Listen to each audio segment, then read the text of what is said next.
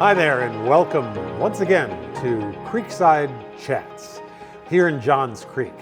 It's an opportunity for the city to share some of the stories and responsibilities for each of the city departments here in the municipality of Johns Creek. We're here to educate you, talk to you a little bit about what's going on here at the city. And today we are here with Courts Administrator for the city of Johns Creek, Trina Gallien. And Trina, I'm thankful that you're here today to talk about municipal court.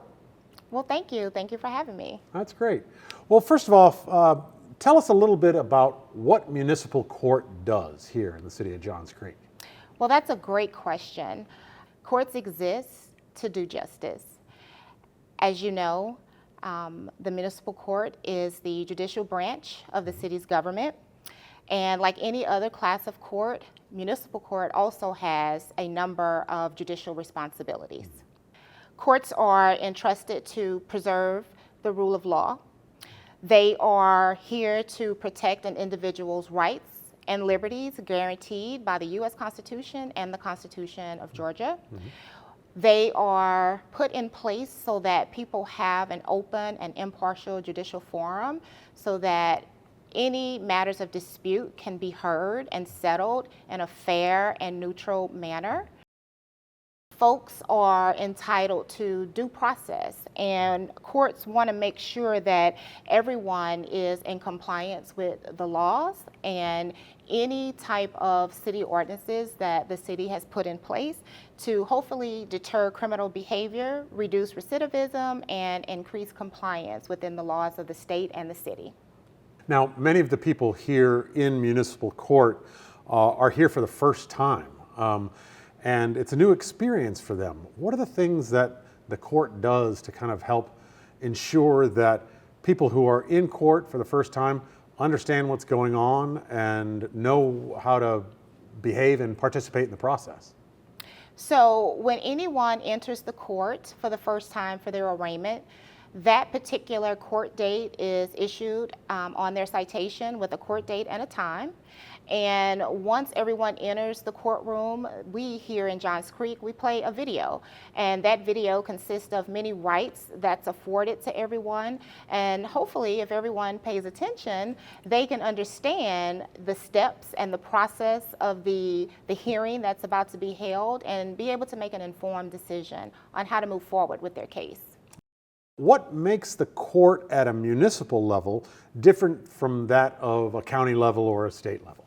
That's a really good question. Municipal courts throughout the state of Georgia are courts of limited jurisdiction, meaning we only handle certain types of cases. For example, we handle all traffic offenses by state law. In addition, we handle local ordinances that's issued by city government, and we handle specific misdemeanors that are not at the felony level in municipal courts. So anybody who might have had a traffic ticket or maybe a business was not in compliance with sign regulations, they would come into court here at Johns Creek Municipal Court.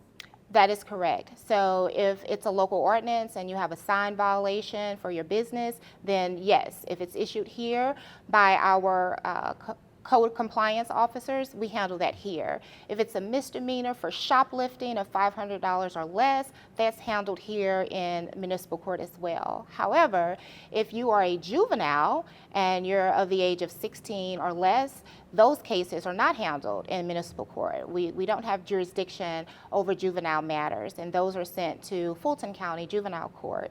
In addition, as I mentioned earlier, we don't handle any felony cases. Felonies are handled in state and superior court. Understood. Well, it sounds like you work closely with the city's community development department in terms of code ordinances and code compliance, as well as our police department. Tell me a little bit how you work with each of those in terms of the municipal court on a regular basis. So in regards to our Johns Creek Police Department, they issue all of our traffic citations and any other misdemeanor that may occur within the city's city limits. Those cases are imported into the court's database, and we handle and file those as they're received, either by a citation or by an arrest.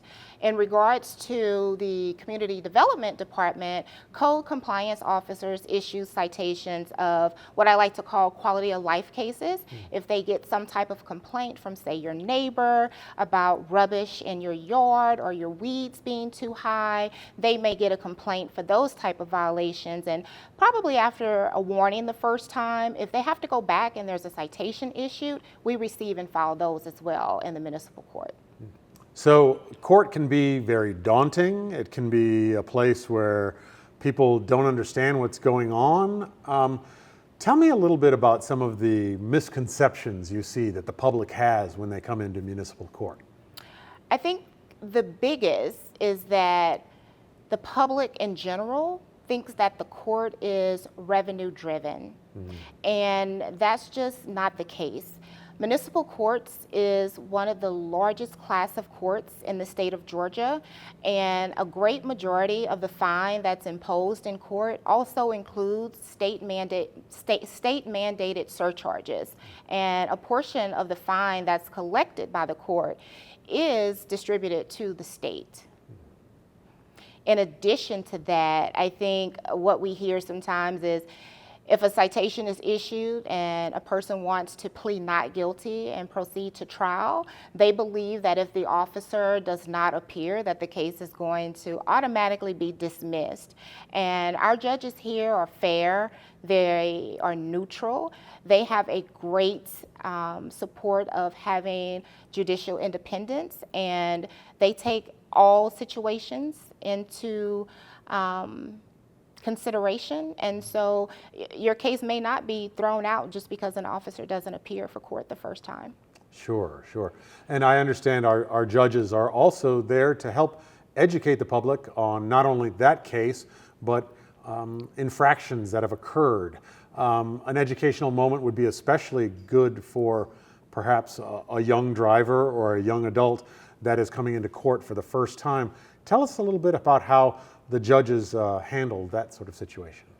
So in regards to our young adult drivers here within the city that's cited for citations, they have an opportunity to meet with the solicitor. And the solicitor has a great program in regards to handling those type of infractions and dealing with our young adults and our teenagers here in the city. And in combination with the pretrial diversion program, we implement educational requirements for them to learn from the violations that may have occurred. The judge signs off on that, and when that occurs, a case is dismissed once that young person completes several conditions so that they can have a clean driving record and that they hopefully learn from, the mistake they made while driving. So we talked about educating first-time offenders and also young adults, maybe at their first time in court. We've read a little bit about the DRIVE program. Talk to us about what that DRIVE program is and how that helps young drivers.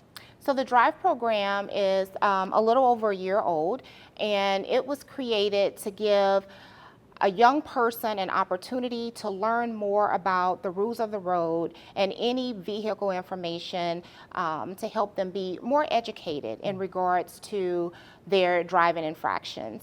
We're hoping that with education, it will deter them from making the same poor driving choices that they may have made in the past. The DRIVE program is a non-instructor-led virtual program that was created between my office, the clerk's office, the solicitor's office, and the communications department. Totally in-house, a great collaboration. It's free of charge to everyone that's ordered to take the course here in Johns Creek, and we have recently collaborated with some high schools in the area, and we're hoping that by being proactive and getting the DRIVE course out there to the community, that the young adults will take a proactive step in learning about the rules of the road so that we can keep them out of the courtroom. Share some advice you might have for people coming to court for the first time or maybe a second time. I think in general, if you are issued a citation, whether that is in a municipal court or a higher class of court, take the matter seriously. Don't forget to appear in court. That will make things so much worse, and it can negatively affect your driving and your livelihood. Do a save the date on your calendar so that you kind of remember when to appear and what time. And I think another very important factor is do your research and figure out what may be in your best interest by looking at our website and looking at some self-help ideas, and also look at attorneys in the area and reach out and try to get a consultation so that you know how to proceed and that you're more informed when you come to court. Well, Trina, do you have any final takeaways that you'd like to share with our viewing public? I think what I want the public to know and the community here in Johns Creek, I want everybody to know that we're doing our absolute best in our efforts to improve the administration of justice. We try very hard to hold ourselves accountable so that when people come to court, they know that the information is accurate, our processes are efficient, and we want to hopefully improve the public's perception on public trust and confidence within the court system, not just here in Johns Creek, but the court system and the judicial system as a whole.